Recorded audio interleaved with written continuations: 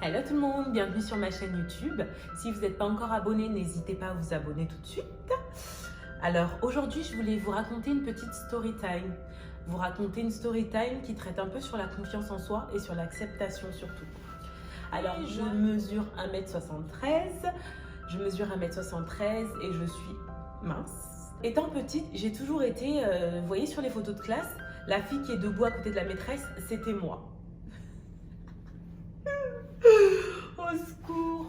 C'était moi cette fille-là. Et très jeune, ça ne me posait aucun problème. Vous savez, quand on est petit, surtout les enfants, on est vraiment méchants entre nous. Donc moi, c'était les géants verts, c'était grande maigre comme un arbre, enfin, et j'en passe. Donc du coup, j'étais pas spécialement complexée à ce moment-là, ça ne me blessait pas spécialement parce que peut-être que j'essayais pas de plaire non plus et que surtout je n'étais pas dans cette optique-là du physique, j'étais pas axée sur le physique. Donc du coup, quand on m'appelait comme ça, c'est vrai que bon, allez, c'est toujours méchant quand on t'attaque, mais le fond de l'insulte, je le prenais pas du tout en considération. C'est ce que je pensais, parce qu'après, ça rentre dans l'inconscient. En grandissant, j'ai beaucoup été confrontée à ça. En étant plus grande. C'est-à-dire, j'ai beaucoup de sœurs et elles sont toutes formées, bien formées, en chair. Et à côté, c'est vrai que j'ai toujours été la plus mince de toutes. Donc, d'un point de vue d'ensemble global, je suis la maigre, en fait. Je suis la maigre, que ce soit pour ma famille, que ce soit pour mes amis, je suis toujours la personne la plus mince. C'est devenu un problème quand certaines personnes de mon entourage, lointain ou proche, ont commencé à en parler comme si c'était une maladie. Alors je vous explique une petite anecdote. Un jour j'étais à une fête et un cousin, un membre de ma famille, qui est venu me voir et qui m'a dit « Oh, ça fait très longtemps, on ne s'était pas revus depuis plusieurs années. Ça fait très longtemps, mais qu'est-ce qui se passe? T'as maigri? T'es malade? T'as une maladie, quelque chose ?» Et ça m'a vexée. Ça m'a vexée que ce soit assimilé à de la maladie. Et j'étais complexée. J'étais complexée au point de prendre des médicaments pour grossir, au point de prendre des yaourts pour ajouter des calories à ma journée, au point d'essayer de me faire manger des masses et des masses, mais je n'y arrivais pas et je ne me forçais pas.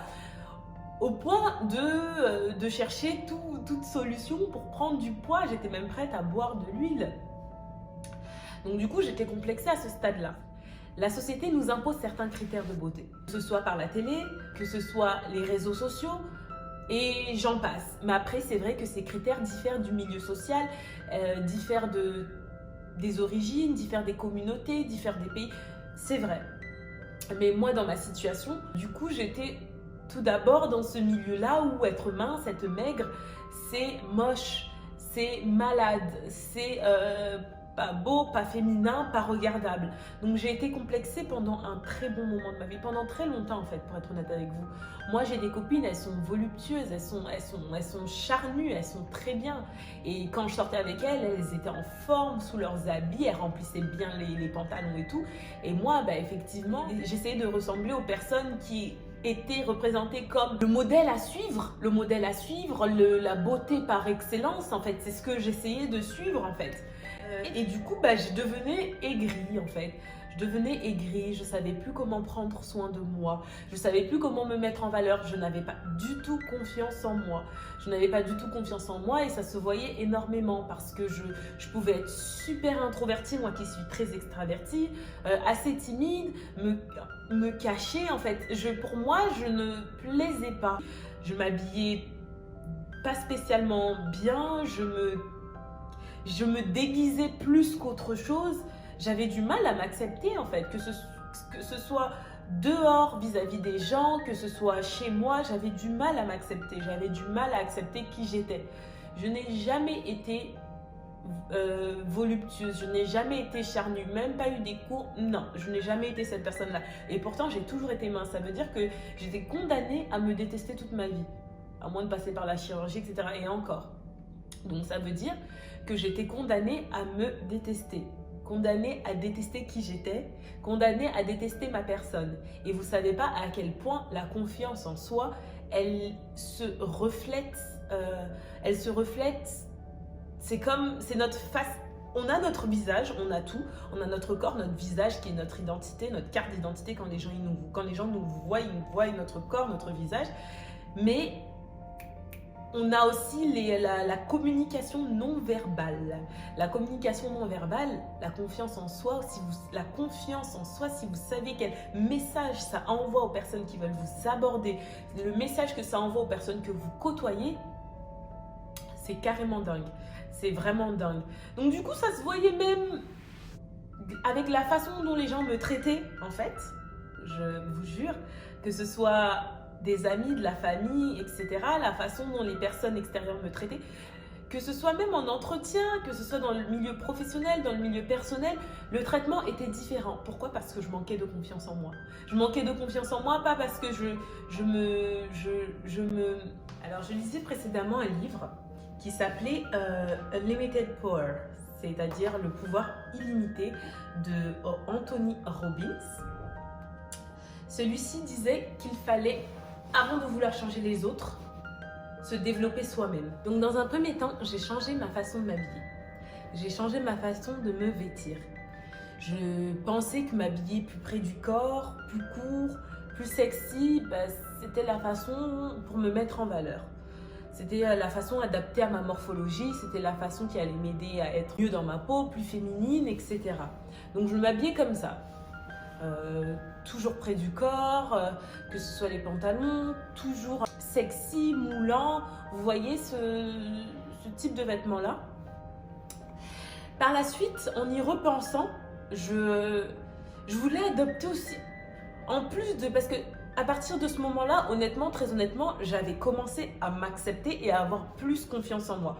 J'avais beaucoup plus de confiance quand je marchais dans la rue. J'avais beaucoup plus de confiance quand je sortais. J'arrivais à trouver mes atouts. Moi, à l'occurrence, c'était mes jambes. J'arrivais à trouver mes atouts, de les mettre en valeur, de savoir ce qui est joli, ce qui plaît, ce qui est bien et de mettre en valeur ce physique avec lequel je n'avais pas réussi à travailler depuis tout ce temps-là. Donc du coup, j'ai commencé à avoir confiance en moi dans un premier temps. J'ai gagné de la confiance, et ça se voyait quand je marchais dans la rue, quand j'étais avec les gens que je côtoyais, dans leur façon de me traiter, dans leur façon de me regarder, ça se voyait. Il y avait une différence qui s'opérait et elle se voyait. Le respect que les gens ont pour toi, elle se voyait. Mais j'étais dans une partie sexy. Au bout d'un certain âge, il n'y a pas très longtemps, il y a peut-être 2 ans maintenant, j'ai voulu maintenant paraître un peu plus femme, vous voyez, dégager de l'assurance. Pas être sexy seulement, mais être une femme, que je puisse être couverte et dégager du pouvoir. Vous voyez? Vous voyez ce que je veux dire? Et je me suis dit, allez, avant je n'osais pas mettre des jupes très longues parce que je trouvais que mes jambes étaient trop maigres. Et ça allait dépasser de la jupe en bas et ça allait être ridicule. Donc non. Alors qu'est-ce que je faisais? Je mettais des jupes courtes. Suite à cela, j'ai commencé à mettre des robes plus longues, des jupes plus longues. J'ai même osé la jupe crayon qui arrive jusqu'en bas des chevilles. Et ça m'allait super bien. Je vous mettrai une photo. J'ai osé tout ça. J'ai osé le large, j'ai osé les boyfriends, j'ai osé, et tout ça, ça m'allait comme un gant en fait. À partir du moment où je me suis acceptée telle que j'étais. À partir du moment où je me suis acceptée, j'ai travaillé sur ma confiance. À partir du moment où j'ai été confiante, j'ai travaillé maintenant sur le reste. Et maintenant la posture, se tenir droite quand on marche dans la rue. Vous savez, je parle beaucoup avec les mains là actuellement, je pense que vous l'avez tous remarqué. C'est parce qu'avant j'étais très mal à l'aise très vite et du coup je savais plus trop mettre mon corps, je savais plus trop quoi faire, j'étais assez timide, assez réservée, donc vous voyez, je parlais, et du coup je me suis forcée à parler avec les mains. Pourquoi parler avec les mains? Parce que j'ai l'impression que ça accentue déjà ce que je dis. En plus de ça, ça rend beaucoup plus active. Ce que tu dis paraît beaucoup plus vivant. Voilà, exactement. Ça paraît beaucoup plus vivant. Pourquoi? Parce que je parle avec les mains. Avec les mains. Essayez. Si vous êtes quelqu'un qui est assez réservé, plutôt timide, introverti, comme j'ai pu l'être, Essayez de parler avec les mains. Forcez-vous à parler avec les mains. Ça vous rendra, je sais pas, ça rend plus grande. Je sais pas. Mais en tout cas, travaillez sur la posture. Travaillez sur votre façon de marcher. Votre façon de marcher. Quand vous marchez, qu'est-ce que vous regardez? Vous regardez le sol, vous regardez vos pieds, vous regardez devant vous. Travaillez sur votre façon de parler. Une petite anecdote, un jour j'étais avec mon copain et on était en train de discuter avec une dame comme ça, d'une agence immobilière. Je pense que je cherchais un logement. Et je pense que je disais des bêtises en fait. C'était vraiment il y a 3-4 ans. Je disais des bêtises.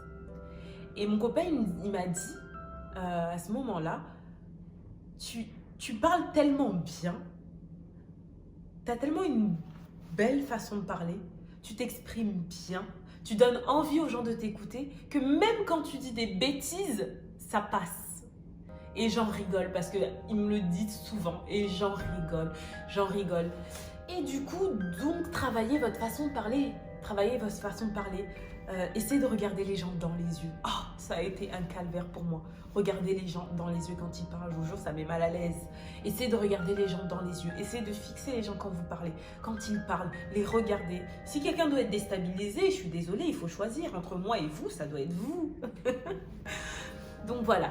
Donc pour résumer, acceptez-vous. Une fois que vous êtes accepté, la confiance. Ayez confiance en vous. Travaillez votre posture. Travaillez votre communication non verbale. Travaillez tout ça. Et ensuite, vous allez voir que le reste va suivre. Vous savez, là, j'ai parlé de la minceur, mais des complexes, il y en a tellement pour tout et n'importe quoi. Pas n'importe quoi, il n'y a pas de complexe qui est n'importe quoi. Des complexes, il y en a pour tout. Toute chose. Donc, essayez de mettre en pratique pour tout. Que ce soit la taille, que ce soit mince, grosse, que ce soit blonde, brune, que ce soit blanche, noire, que ce soit... Peu importe. Essayez vraiment de travailler sur vous. Acceptez-vous parce que je vous assure, vous êtes la personne avec qui vous avancerez le plus jusqu'à la fin. Donc essayez de travailler sur vous. Essayez de travailler sur l'image que vous dégagez. Soyez la personne que vous voulez être. Soyez la personne que vous désirez être. Changez vos critères, changez les personnes qui représentent pour vous la beauté par excellence. Changez ça. Adaptez-vous à vous-même parce que je vous jure qu'on en trouve partout. Donc du coup, adaptez-vous à vous-même. Ça rentre dans le développement personnel. Si vous voulez entreprendre, créer, produire, gérer ou quoi qu'est-ce, il faut avoir confiance en soi pour prendre des risques. Il faut avoir confiance en soi pour se lancer dans quel que soit le projet. Il faut avoir confiance en soi. Alors je compte sur vous pour développer cette confiance. Je compte sur vous pour travailler sur vous-même. En tout cas, je vous remercie de m'avoir suivi. Merci d'être encore là. Merci de vous abonner, de liker, etc. J'espère vous retrouver dans une autre vidéo et je vous fais de gros bisous.